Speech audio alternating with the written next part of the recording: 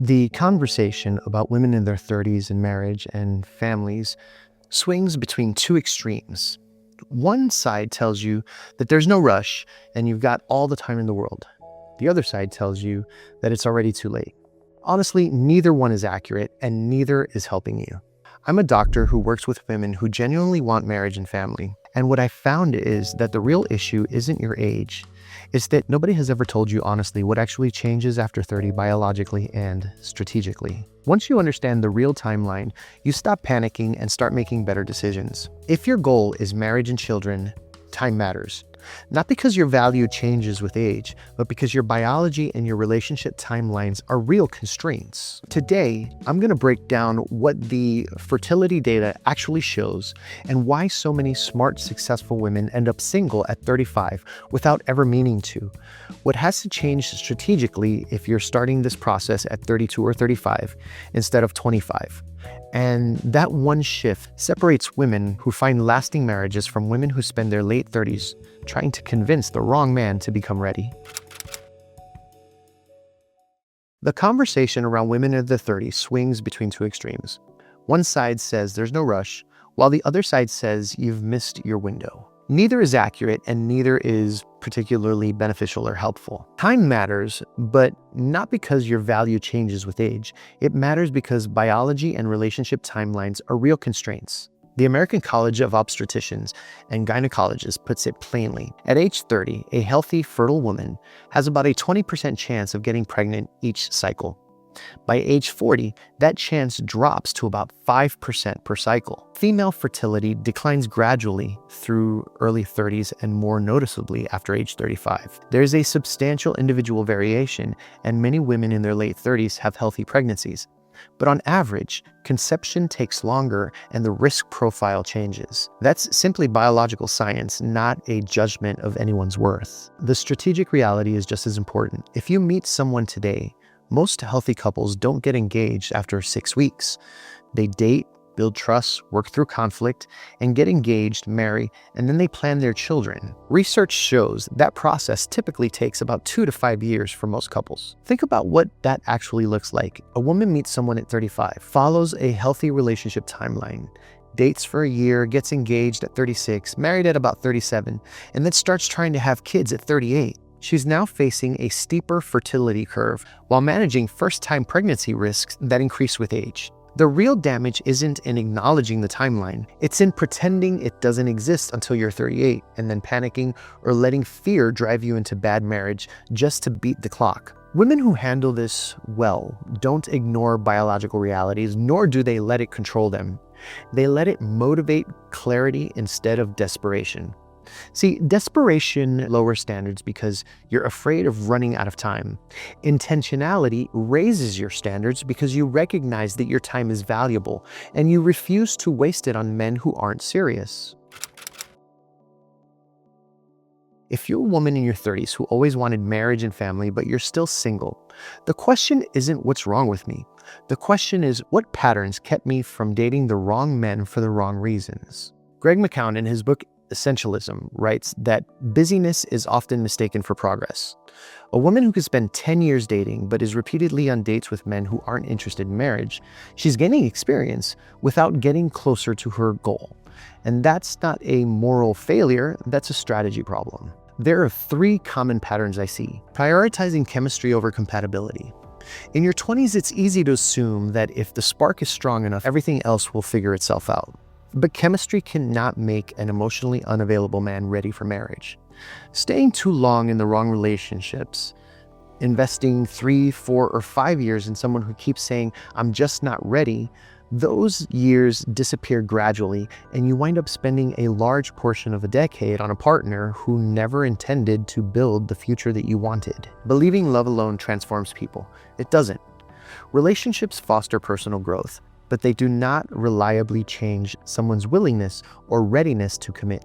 Many high-achieving women are incredibly structured about their careers, but unstructured about their dating. You spent your 20s building a professional career and credibility, but you may not have built the same rigor into your evaluating romantic partners. Society told you that delaying marriage for career success was an empowered choice, but omitted the fact that male readiness for commitment doesn't scale neatly with age, and that marriage-minded men in their 20s often married earlier. Women who break this cycle stop asking, "Does he make me feel something?" and they start asking, "Has he demonstrated the qualities of a husband?" The loneliest part isn't being single. It's feeling like you're the only one who still wants a traditional life, caught between cultural messaging that tells you not to care and a biological reality that reminds you that you do.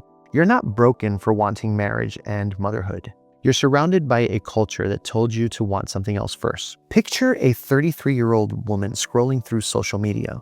Another pregnancy announcement, another wedding, another reminder that time is moving forward. Family members ask when she's going to settle down, and every passing year feels like a countdown. She reads the articles about fertility declining after 35, and she does the math in her head. If she doesn't meet someone for 2 years, dates for 1 year, and takes a year to marry, she's 38, trying for her first child. Underneath that timeline anxiety is something heavier. Regret over the years invested in men who were never going to commit. She ignored the red flags, hoping that things would change, and now she resents modern dating apps, non-committal men, and herself for not figuring this out sooner. In quiet moments, she asks, "What if my standards are the problem? Or what if I waited too long?" Your desire for a traditional marriage and family is completely valid. It's not anti-feminist, settling, or a betrayal of your career. It's a legitimate life goal that requires a structured strategy. The women who overcome this trap stop treating dating like something that happens to them by chance, and they start treating it like one of the most important long-term decisions of their lives. At 25, dating can be exploratory. At 25 or 35, if marriage and family are your goals, dating must look like making one of the most important long-term goal decisions of your life. Logan Ure, a behavioral scientist, author of How to Not Die Alone, notes that many high achievers approach dating with far less intention that they bring to their careers. That gap is what must change with age. Here's the strategic shift for your 30s. Communicate your destination early. You don't need to bring up marriage on minute 5 of date 1, but you should spend months with someone before finding out if they ever want a family. Screen early for core alignment. Ask thoughtful questions about values, family goals, finances, conflict resolution, and long-term vision. Track consistency, not words. A marriage-minded man shows steady effort, reliability, and follow-through. Mixed signals are data, not a puzzle to solve. Protect your time. If months pass without progress or alignment, recognize that you're staying in a place that has a real opportunity cost. On your next date, within a few meaningful conversations, ask, what does your ideal life look like over the next 3 to 5 years? Are marriage and family part of that picture, or are you focused elsewhere right now? You're not asking for a proposal. You're confirming whether they're traveling in the same direction.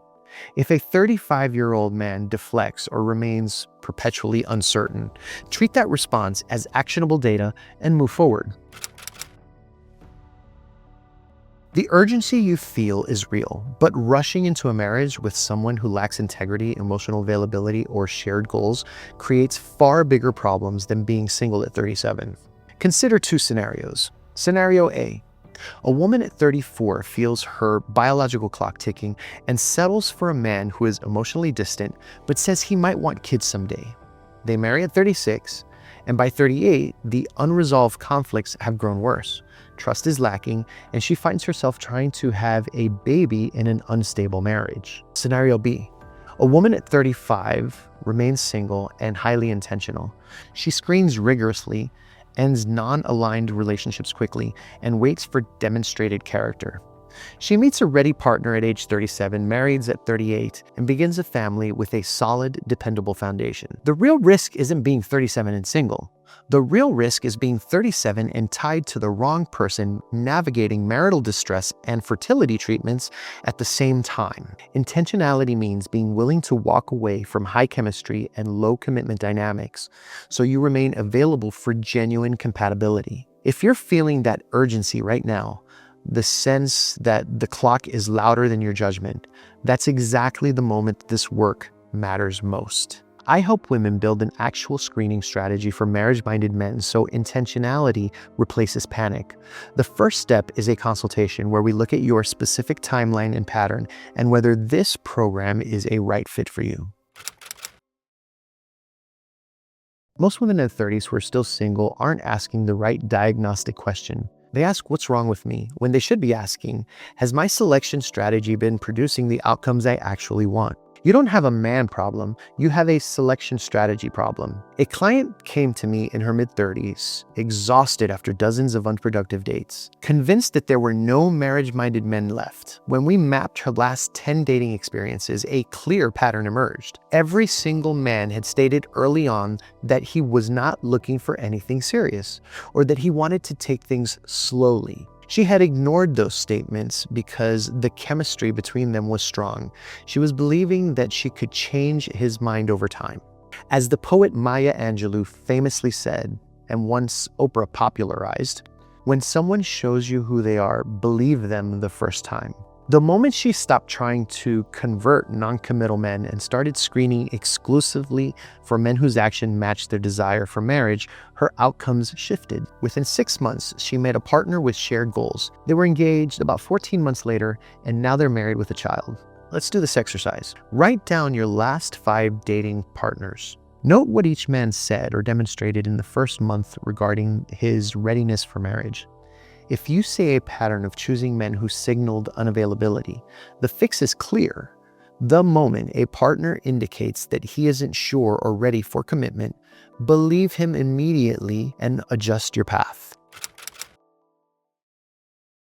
Society has made attraction and compatibility synonymous, and that is a major error in thinking that costs women years of their lives. Chemistry might open the door, but compatibility sustains the house. Therapist Esther Perel notes a critical distinction in relationships. Attraction ignites, but compatibility sustains. Physical attraction brings people together for a second date. Compatibility is what supports a marriage 10 to 20 years later through life stressors, financial decisions, parenting, and hardship. Attraction is a prerequisite, but it does not equal shared values, emotional maturity, or common vision for family. High chemistry, low compatibility relationships often consume years of an anxious cycle without progressing towards marriage. Shift your evaluation metric. Attraction is the entry point, but compatibility is the decision point.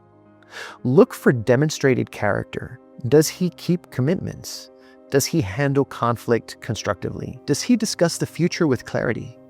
When you prioritize structure alongside that spark, you stop chasing uncertainty and you start building a lasting partnership. Attraction is the entry point. Compatibility is the decision point. The women who build lasting marriages aren't the ones who found the biggest spark. They're the ones who stop mistaking it for evidence. That shift is available to you, and that's exactly what this work is for. If this landed, there's one more video I want you to watch before your next date. It's called "Why Smart Women Keep Attracting the Wrong Men." It breaks down the exact questions to ask in the first 3 dates to screen for long-term compatibility before you've invested months that you can't get back. I will link it right here. Go watch it, and I'll see you there.